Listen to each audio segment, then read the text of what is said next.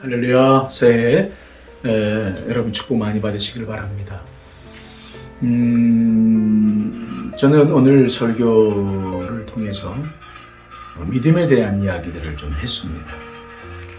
우리가 지난 연말의 설교를 통해서 의심에 대한 말씀을 잠깐 드렸잖아요. 의심은 우리 가운데 굉장히 많은 문제를 야기시킵니다.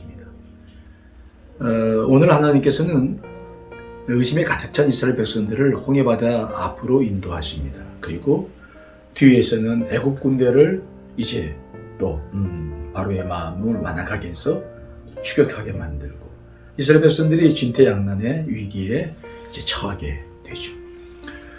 그때 이스라엘 백성들은 막 울부짖습니다. 이때 울부짖는다고 하는 것은 기도하단 말이 아니라 억울하고 원통하다 그런 말이죠. 그래서 하나님과 모세에게 원통을 함을 이야기하죠. 그들이 그렇게 할 수 있었던 것은 그들이 가지고 있었던 의심 때문에. 사실 그들이 애굽에서 있을 때에 그들은 모세에게 그렇게 말을 했다 그러잖아요. 우리 여기 있겠다. 애굽을 섬기겠다. 그러니 그냥 둬라. 그랬는데 하나님께서 강권적으로 그들이 이끌어 오신 것이죠. 그래서 그들 안에는 의심이 많았어요. 근데 그 의심이 정말 현실이 된 거죠. 그것을 확인하는 과정 속에서 그동안에 그 짓눌렸던 억압된 감정이 풀어지고 이제 감정이 막 폭발을 하게 된 거죠. 우리가 의심이라고 하는 것이 이렇게 평소엔 잘 모르는데 이것들이 어떤 장애물을 만나면 이게 좀 폭발하는 성격이 있어요. 특별히 이제 우리가 중요한 것이 있는데 그 의심이 한번 폭발하면 감정이 쏟아지잖아요. 쏟아졌을 때 그 장애물이 넘어갈 수 있는 문제라든지 아니면 어떤 대안이 있다면은 큰 문제가 되지 않는데, 그런데 감정을 쏟아놨는데 대안도 없다, 장애물을 넘을 수도 없다 그러면 감정을 쏟아내는 사람들이 이제 굉장히 큰 공허함과 함께 무력감이 찾아와요. 왜? 감정을 쏟아냈는데 그 텅 빈 공간을 채울 수 있는 게 없거든요. 자신도 아무것도 할 수 없다. 이제 무력감이 찾아와요. 그럼 아무것도 하지 않으려고 그러고 자발성이 사라지죠. 그래서 인생에 큰 어려움을 또 겪게 되거든요. 오늘 이스라엘 백성들이 그런 상황이었어요. 홍해바다 앞에서. 그때 모세가 처방하는 방법이 뭐냐면 너희는 가만히 있어. 하나님 하신 일을 봐라. 그렇게 이야기를 하지요. 가만히 있어라 라고 하는 그 단어는 그저 그냥 하던 일을 멈춰라 그런 말만 있는 것이 아니라 내면에서 올라오는 생각들을 그쳐라.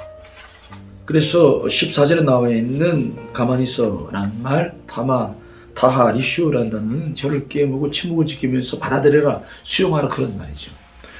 이것이 이제 시편 46편에도 기록되고 있는데 10절에 너희는 가만히 있어 내가 하나님 됨을 알지어다. 이때 가만히 있으라는 단어도 똑같은 단어인데 이때도 마찬가지예요. 생각을 멈추고 그리고 수용하라. 즉 이 일을 이루시는 분이 누군지를 보고 내가 다 믿지 못하지만 그것을 받아들여라 그런 의미거든요. 그래서 이 말의 의미를 다시 바꾸면 동의하다. 동의하다는 말은 믿음의 첫 출발을 의미해요. 그래서 아우구스티누스는 믿음을 정의할 때 믿음이란 뭐냐? 동의하면서 생각하는 것이다. 먼저 동의해야 하는 거죠. 동의라는 것은 어떤 의미가 있냐면 어떤 문제에 대해서 내가 다 이해를 못해. 이해를 한다면 확신이라는 단어, 신뢰라는 단어를 쓰는데 다 이해를 못할 때가 있잖아요. 그런데 반대하기는 좀 그래요. 왜? 그 안을 제시한 사람을 보니까 신뢰할 만한 사람이에요. 그때 내가 그 안에 대해서 다 완벽히 이해는 못하지만 저 사람을 보니까 나쁜 것 같지는 않아. 그때 쓰는 단어가 뭐냐면 동의하는 거죠. 반대 대신에 동의해 주는 거예요. 그런데 믿음도 그렇게 해서 시작된다는 거죠. 우리가 하나님을 다 이해를 못하거든요. 그런데 우리가 알 수 있는 것은 하나님이 우주 만물을 창조하셨고 지금도 역사하고 계시고 이 코로나 상황, 이 모든 것들도 그분이 다 죽어나신다는 것은 알고 있잖아요. 그래서 지금 상황에 대해서는 잘 모르겠으나 그분이 하시는 일이라는 것은 알고 있기 때문에 먼저 동의가 필요하죠. 모세가 막 너희는 가만히 있어. 하나님 하시는 일을 봐라. 그때 그들은 입을 다물고 수용하죠. 그러자 하나님께서 모세에게 홍해를 갈아라. 홍해를 갈랐어요. 자기들이 막 직접 그 홍해를 마른 땅처럼 걸어다니고 물벽을 쳐다보면서 그 다음에 동의한 다음에 해야 되는 과정이 생각하는 과정인데, 생각하는 과정이라고 하는 것은 첫 번째가 이제 보는 거예요. 객관적으로. 우와! 그러면서 어떻게 이런 세계에 있는지, 믿음이 무엇인지 생각하는 거죠. 이스라엘 백성들이 다 건너왔는데 아직 애굽 백성들은 건너오지 못했을 때 다시 지팡이를 내밀어서 물을 흐르게 만들죠. 이스라엘 백성들을 다 건너왔어. 그들은 그 멀리서 그 광경을 다 보는 거죠. 조금 전만 해도 홍해 바다 앞에서 막 죽겠다고 난리를 부렸던 사람들인데 생각해요. 왜 그랬는지.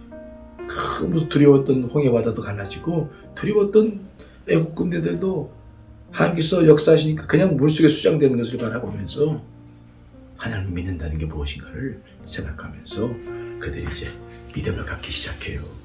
그래서 마지막 31절에 보니까 그런 말씀이 있어요.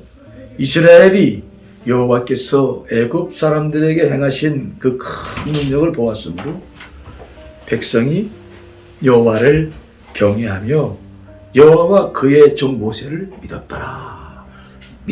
하나님과 모세를 믿었더라. 이 과정이 이제 믿음이 세워지는 과정이었어요.